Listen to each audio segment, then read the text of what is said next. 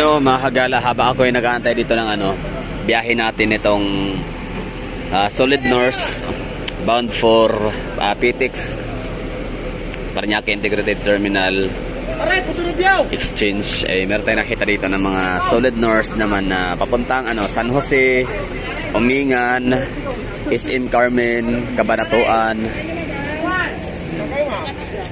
tas Bayambang. Tatanong na natin kung magkano pamasahe kung pupunta tayo dun. Goy, matanong, magkano Cabanatuan? 456 po. 456. Ilan ang biyahe? Ilang oras? Depende sa lagay ng traffic. Pero nag-estimate po na. Sige, pinakamatagal. Traffic na. 6 na oras. Baguio to Cabanatuan, 6 hours. Kasama traffic. 6 hours kasama traffic na yon. Magkano yan? 456. Ito na yung pinakamalayo, Cabanatuan. Sir. Baya Tarlac po, 444. Ito ay kasi dadaan ko lang sa San Jose, Baya San Jose. Sa mas mahal. 440, magkano yun? 444, pinakamahal na yun. 456 po ito. 456. 444 naman yung Tatarlac. Tapos madadaanan natin mula dito sa Baguio ay ang San Jose, Umingan, tas Carmen. Okay. Galing. Pero di ko alam kung saan tong Dagupan. I mean Cabanatuan.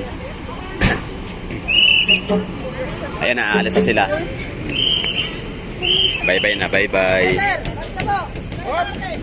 Tapos ang kabila naman ay SM Carmen naman, Bayambang. Yung Bayambang ko, saan banda yan? Norte pa rin, no? Oo, sir. Magkano papuntang Bayambang?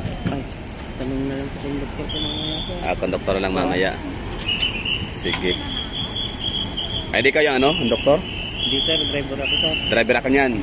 Ay kayo. O ilang oras ang biyahe? Baguio to Bayambang. 3 tapos 4 na oras sir. Pinakamatagal na yung 4 na oras kasama traffic nun. Tapos yung way naman niya ay Carmen. Okay. Ano meron doon? Ano meron sa Bayambang? Bayan, malaking city. City, Bayambang City, ganon. Ay, hindi pa city yan sir. Hindi pa city. Biyahe niyo po. Anong sakop? Anong probinsya yan? Pangasinan. Pangasinan. 4 hours. SM Carmen. Ayun alis na si Cabanatuan, Solid North. Ingat. Happy trip. Magkano yun? 450. Lapit lang pala. 6 hours pinakamatagal kasama traffic. Samantalang papuntang PTEX 5 to 6 hours din, no?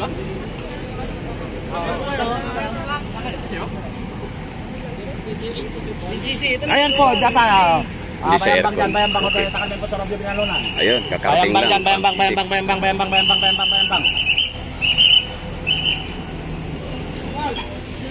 Pulutin mo na lang, ang dami Cabanatuan, 6 hours. Pulutin mo. Bakit na ba ito, sir? Sige.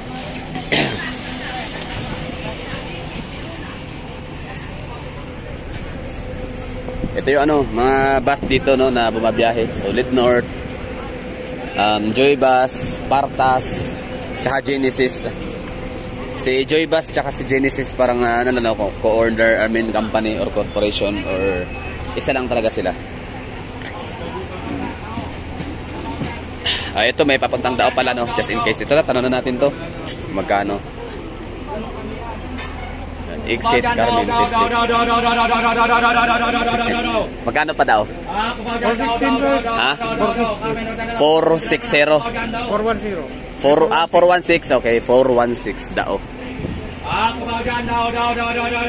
Ito yung ito yung deluxe yun kasi dadaanan daw. Di ba siya dadaan ng Clark tang nito airport? Okay.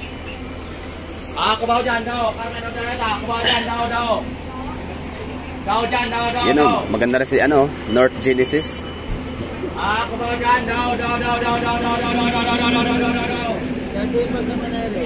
Ano bang mga unit nila? Yutong.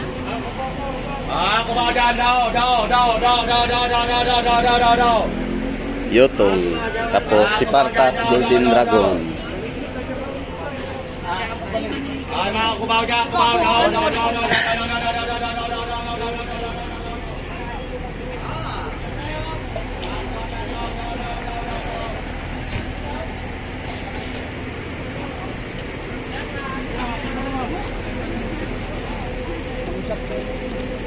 Okay, ilang minuto na lang, aalis na tayo.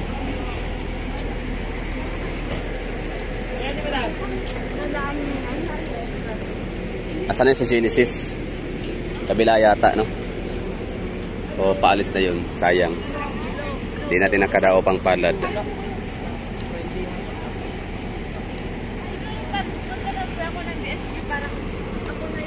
Yan lang ha, pamasahe. Pinakamahal 850 si Solid North. Sa ano lang ha, sa mga luxury lang. Sa Solid North, Joy Bus Partas. Iba naman yung ano, sleeper bus 1.5. Sayang, malayo kasi si ano dito. Malayo si sleeper bus kaya di natin siya ma-vlog, di natin siya ma-review. Okay na to, maganda naman si ano, Solid North. Parehas lang naman ang dating nun. Although maganda talaga, no, worth yung ano talaga experience sana. Sige lang next time. Oh, makakabalik pa rin naman tayo sa Baguio. So that time maganda na tayo, sleeper bus. Kasi nung pumunta kasi tayo dito sa Baguio City, ay PTX talaga yung ano natin no, galing. Yan pala, si sleeper bus ay sa may Pasay. Victory Liner. Tapos ang biyahe ni sleeper bus, ano siya, 10 AM tsaka 12 noon. So dalawang ano lang, basis, no? Or parang dalawang unit ang tumatakbo. Sige lang, ngayon ano lang muna tayo, no? Hearsay lang muna tayo. Di talaga natin siya personal na ma-experience or ma-review yung kanyang kanyang unit.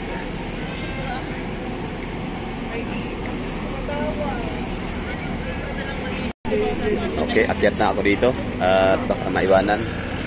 Madami.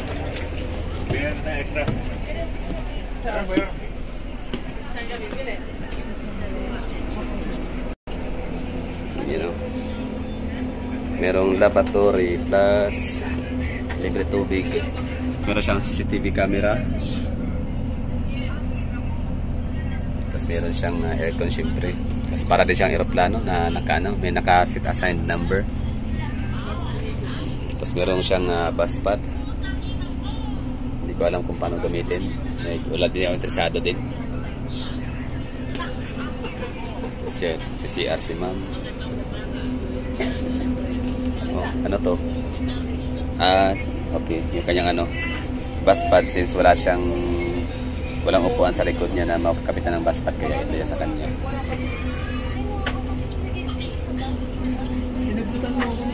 Pag nakakulay pula, occupied. Pag green, vacant.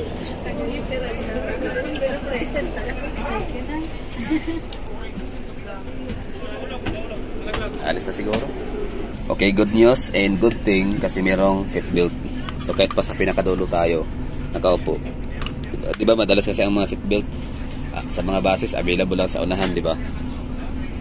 Sa front seat area.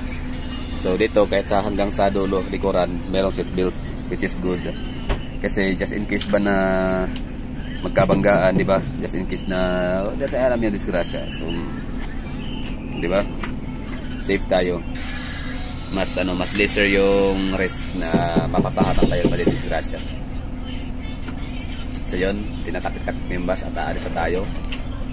Dahil 11:32 na, basically late na sila ng 2 minutes.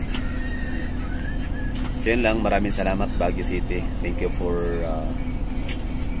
kind accommodating. Salamat sa experiences na napakaganda. Ganda ng klima, pero yun, na lamigan, no? Nagpahilot, tapos yun lalong sumakit yung katawan. So maraming salamat sa mga laging nanonood dyan, no? Hindi ko alam kung lahat na ba ay nakapag-Baguio na naka-experience, pero parang hindi pa yata lahat, no? For example, yung nanay ko, di pa niya na-try mag-Baguio.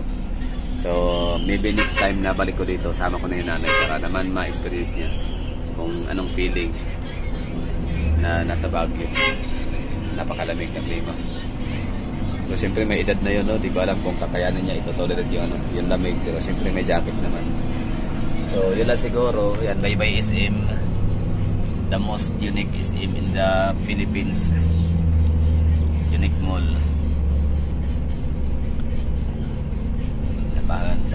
daming basement, no? Basement number 5. Okay, so yun lang. Thank you and bye-bye. Have a safe trip. Have fun and enjoy.